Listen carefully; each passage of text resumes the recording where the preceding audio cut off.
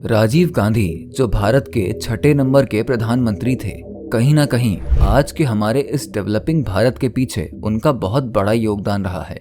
पता है कैसे? जिस कंप्यूटर पर आज आप घंटों बैठकर काम करते हैं, जो आपकी बड़ी से बड़ी परेशानी को भी कुछ ही देर में सुलझा देता है, बड़े से बड़े आंकड़े को जिसे कैलकुलेट और सॉर्ट करने में कुछ सेकंड का ही टाइम लगता है, उसकी शुरुआत राजीव गांधी ने करी थी। इन्होंने ही इंडिया में कंप्यूटराइजेशन और टेलीकम्युनिकेशन की शुरुआत करी थी। स्थानीय स्वराज संस्थाओं में महिलाओं को 33% रिजर्वेशन दिलवाने का काम भी इन्होंने ही किया था। बात करें अगर इनके द्वारा किए गए सुधारों के बारे में, तो भारत के युवा को वोट देने और अपना प्रतिनिधि चुनने का अधिकार 21 वर्ष से कम करके 18 वर्ष भी इन्होंने ही किया था। लेकिन अचानक से हुए एक ह्यूमन बॉम्बिंग अटैक में इनको मार दिया गया। लेकिन क्यों? क्या था पूरा मामला और कौन था इसके पीछे जिम्मेदार? आइए जानते हैं आखिर कैसे हुई थी इनकी मौत और अब इतने सालों बाद अचानक से क्यों मिलने लगी है उनके गुनहगारों को रिहाई। कुछ समय पहले आपने एक न्यूज सुनी होगी जहां इस बात की चर्चा हो रही थी कि राजीव हत्याकांड में शामिल सभी आरोपियों को रिहा किया जा रहा है। ये खबर वायरल होते ही हर तरफ चर्चा का विषय बन गया। लेकिन अगर आप राजीव गांधी हत्याकांड के बारे में नहीं जानते हैं, तो आपको एक बार इतिहास के पन्नों को पलटते हुए बता दें कि राजीव गांधी की हत्या 21 मई 1991 में तमिलनाडु के श्री पेरम्बदूर में हुई थी। लेकिन इस दिन तो घटना को अंजाम दिया गया था। दरअसल इसकी प्लानिंग की शुरुआत अक्टूबर 1990 में श्रीलंका के जाफना में हुई थी। बात है 1980 के दशक की, जब श्रीलंका के गृह युद्ध की शुरुआत हुई थी, जिसमें विवाद अल्पसंख्यक तमिल और श्रीलंकाई सरकार के बीच हो रहा था। लेकिन ऐसे में 1987 के आसपास भारत और श्रीलंका के बीच एक शांति समझौता हुआ, जिसमें इंडिया और श्रीलंका के तमिल लोगों ने इसका काफी विरोध किया था, क्योंकि वो नहीं चाहते थे कि भारत के बीच में पड़ने की वजह से तमिल लोगों का मामला श्रीलंका सरकार के आगे कमजोर पड़े। वहीं 1989 के आते आते भारत में सत्ता बदलाव हो गया और 1990 में श्रीलंका में भेजे गए शांति मिशन को वापस इंडिया बुला लिया जाता है।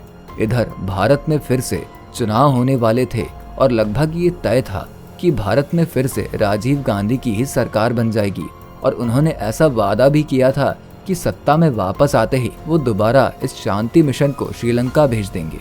ये शांति समझौता दरअसल एक सैन्य मिशन था। इस मिशन को लेकर श्रीलंका के तमिल लोगों के बीच में एक डर इस बात का था कि अगर राजीव गांधी की सरकार वापस बनती है और फिर से वो श्रीलंका में अपना सैन्य मिशन भेजते हैं और श्रीलंका के सरकार की मदद करते हैं, तो लिट्टे ग्रुप को वहां और परेशानी होगी। लिट्टे ग्रुप दरअसल तमिल लोगों का श्रीलंका में वही ग्रुप था जो इस आंदोलन को समर्थन दे रहा था और इस पूरे मामले की अगुवाई कर रहा था, और यही कहीं न कहीं सबसे बड़ी वजह बनी उनकी हत्या के पीछे। उनको मारना उस वक्त इसलिए भी आसान था क्योंकि वो उस वक्त भारत के प्रधानमंत्री नहीं थे।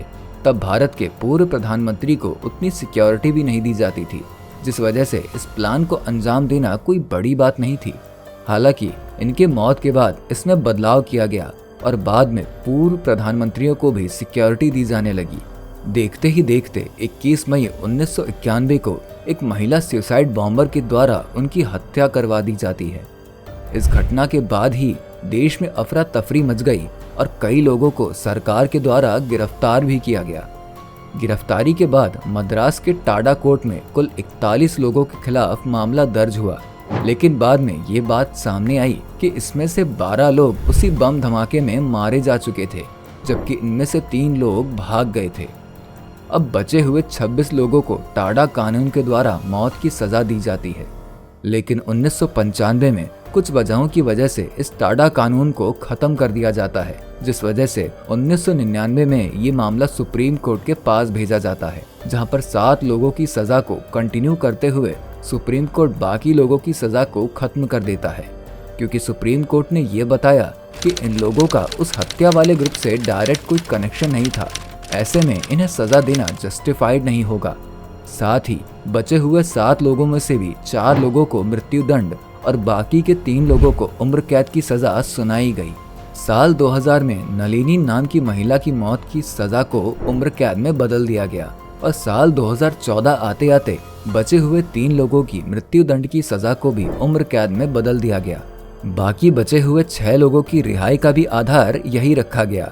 चूँकि तमिलनाडु कैबिनेट की तरफ से काफी समय से वहाँ के राज्यपाल के पास ये मामला पड़ा हुआ था, जिस वजह से इन लोगों ने 3 दशक से भी ज्यादा का समय जेल में गुजारा है और जेल में इनका व्यवहार भी ठीक ठाक रहा, जिस वजह से इन्हें भी रिहाई मिलनी चाहिए। लेकिन अगर आप ये सोच रहे हैं कि आखिर ये आर्टिकल 142 क्या है जिसके अंतर्गत इन लोगों को रिहाई मिली है, तो आइए समझते हैं। आर्टिकल 142 दरअसल सुप्रीम कोर्ट को मिलने वाली वो स्पेशल पावर है जहां वो अपनी मर्जी के हिसाब से किसी अपने पास पड़े मामले में अपना संपूर्ण न्याय दे सकता है।